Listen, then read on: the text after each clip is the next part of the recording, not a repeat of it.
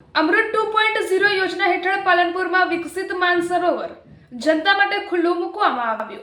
અમૃત 2.0 યોજના હેઠળ પાલનપુરમાં વિકસિત માનસરોવર જનતા માટે ખુલ્લું મુકાયું। પાલનપુરમાં અમૃત 2.0 યોજના હેઠળ નવનિર્મિત માનસરોવરનું રાજ્ય કક્ષાના મંત્રી શ્રી દર્શનાબેન વાઘેલા દ્વારા લોકાર્પણ। પાલનપુર અમદાવાદ જેવા આધુનિક શહેર બનવાની દિશામાં આગળ રાજ્ય કક્ષાના મંત્રી શ્રીમતી દર્શનાબેન વાઘેલા પાલનપુરમાં નવનિર્મિત માનસરોવર તળાવ શહેરના વિકાસનું પ્રતીક।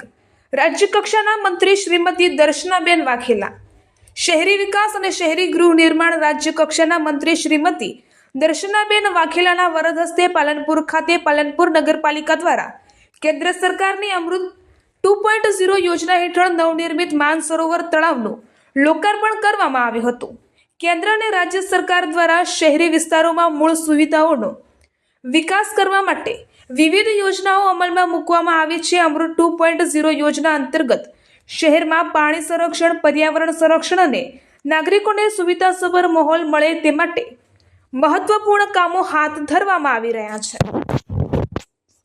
શહેરી વિકાસ અને શહેરી ગૃહ નિર્માણ રાજ્ય કક્ષાના મંત્રી શ્રીમતી દર્શનાબેન વાઘેલાએ જણાવ્યું હતું કે પાલનપુર શહેરના નાગરિકોને આ માનસરોવર તળાવથી પર્યાવરણની દ્રષ્ટિએ પણ લાભ મળશે તેમજ પાણી સંરક્ષણમાં પણ મહત્વપૂર્ણ યોગદાન મળશે। શહેરના સર્વાંગી વિકાસ માટે સરકાર સતત પ્રતિબદ્ધ છે અને આવનારા સમયમાં પણ નાગરિકોની સુખાકારી માટે વિવિધ વિકાસ કાર્યો હાથ ધરવામાં આવશે। પાલનપુર નગરપાલિકા દ્વારા માનસરોવર જેવા વિશાળ તળાવનું નવનિર્માણ કરવામાં આવ્યું છે, જે બદલ નગરપાલિકાની ટીમ ખરેખર અભિનંદનને પાત્ર છે। આ તળાવના નિર્માણથી શહેરમાં વરસાદી પાણીનો સંગ્રહ શક્ય બનશે અને પાણી સંરક્ષણને પણ પ્રોત્સાહન મળશે। વિકાસ માટે સૌથી મહત્વપૂર્ણ બાબત ઈચ્છાશક્તિ છે। જો મજબૂત ઈચ્છાશક્તિ હોય તો વિકાસના કાર્યો નિશ્ચિત રૂપે શક્ય બને છે અને શહેર સતત પ્રગતિના માર્ગે આગળ વધે છે। મંત્રીશ્રીએ વધુમાં જણાવ્યું હતું કે આજે પાલનપુર શહેર વિકાસના નવા પગથિયાં સર કરી રહ્યું છે અને ભવિષ્યમાં અમદાવાદ જેવા આધુનિક શહેર તરીકે ઉભરાવાની દિશામાં આગળ વધી રહ્યું છે। નિયમિત રીતે વિકાસના વિવિધ કાર્યોની ફાઇલો મારી ટેબલ પર આવે છે, જે શહેરમાં થઈ રહેલા વિકાસને દર્શાવે છે। નગરપાલિકામાં સુવ્યવસ્થિત કામગીરીને કારણે નગરજનોને નાની મોટી સુવિધાઓ માટે મોટા શહેરોમાં જવાની જરૂર પડતી નથી। દરેક નગરપાલિકા પોતાના વિસ્તારમાં આગવી ઓળખ સાથે વિકાસના કાર્યો કરી રહી છે।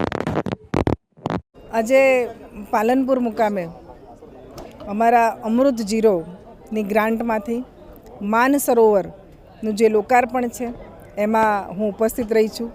આપ જાણો છો એ પ્રમાણે આ જગ્યા એક એવી જગ્યા હતી કે જ્યાં કોઈ આવતું નહોતું અને કચરાના ઢગ હતા અને આ જગ્યાને ડેવલપ કરવી અને અત્યારે તમે જુઓ છો કે ખૂબ સરસ રીતે આ તળાવને ડેવલપ કર્યું છે।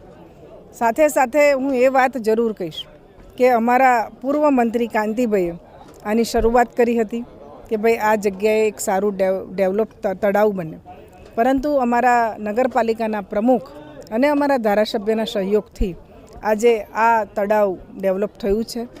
આ નગરજનોને અહીંયા વોક કરશે, અહીંયા ઘણા બધા લોકો ફરવા આવશે। નગરપાલિકામાં માત્ર નળ ગટર પાણીનું કામ નહીં, પરંતુ લોકોની સુખાકારી વધે, એમને મનોરંજન મળે, એ લોકો સારી રીતે ફરી શકે તેના માટે આ એક ખૂબ સારો પ્રયત્ન કર્યો છે। હું એ વાત પણ જરૂર કહીશ કે અમારી સરકાર અને શહેરી વિકાસ મંત્રી તરીકે મને ખબર છે કે ઘણી બધી આવી ડેવલપ માટેની ફાઇલો અમારા ત્યાં આવતી હોય છે। હું એ વાત જરૂર કહીશ કે આગવી ઓળખમાંથી કોઈ હેરિટેજ પ્રોજેક્ટ હોય છે એ પણ થઈ શકે છે, આવા તળાવો પણ થઈ શકે છે, કોઈ ગેટ પણ થઈ શકે છે અને આ બધી ગ્રાન્ટો અમારા એ વખતના મુખ્યમંત્રી અને આજના વડાપ્રધાન નરેન્દ્રભાઈ મોદીએ આની શરૂઆત કરી અને નગરપાલિકાને એક્સ્ટ્રા પૈસા આપી અને આ કામ કરાયું છે। આપણે સૌ જાણીએ છીએ એ પ્રમાણે પહેલાં નગરપાલિકાઓ ચલાવી એ પણ ખૂબ અઘરી હતી, પરંતુ આજે સારામાં સારી નગરપાલિકા ચાલે છે ને એના સાથે સાથે સારા વિકાસના પણ કામ થાય છે, એ ખૂબ અભિનંદનને પાત્ર છે। આટલું મોટું તળાવ ડેવલપ કરવું એના માટે ખૂબ ગ્રાન્ટ જોઈતી હોય છે અને એ આજે કેન્દ્ર સરકારમાંથી 7 કરોડ રૂપિયા મળ્યા છે ને એના જ કારણે અમારા જે પ્રમુખ છે ચિમનભાઈ અને અમારા ધારાસભ્ય શ્રી અનિકેતભાઈએ એક સરસ શરૂઆત કરી છે જે પાણીનો આપણા બધાને એવો પ્રશ્ન છે કે ભાઈ પાણીનું શું છે, પરંતુ પાણી પણ અહીંયા ટૂંક જ સમયમાં જે વરસાદી પાણી આવવાનું છે કે જે પાણી આમ નીકળી જાય છે એના કરતાં અહીંયા આ પાણી આવશે અને એનાથી વધારે આજુબાજુના ડેમમાંથી પણ અમે આ પાણી ભરવાનો પ્રયત્ન કરી અને ટૂંક સમયમાં આ તળાવમાં પાણી પણ ભરાઈ જશે. એની સાથે સાથે હમણાં અમારા પ્રમુખે કહ્યું એમ્ફી થિયેટર બનવાનું છે, બાળકોને રમવા માટે અલગ અલગ સાધનો મૂકવાના છે. તો મારી એવો વિચાર છે કે ભાઈ દરેક નગરપાલિકામાં આવું એક તળાવ હોય તો એને ડેવલપ પણ થવું જોઈએ, ગાર્ડન હોવું જોઈએ, લોકોને હરવા ફરવા માટેનું એક સારું સ્થળ હોવું જોઈએ. એટલે આજે આ લોકાર્પણમાં હું અહીંયા પધારી છું.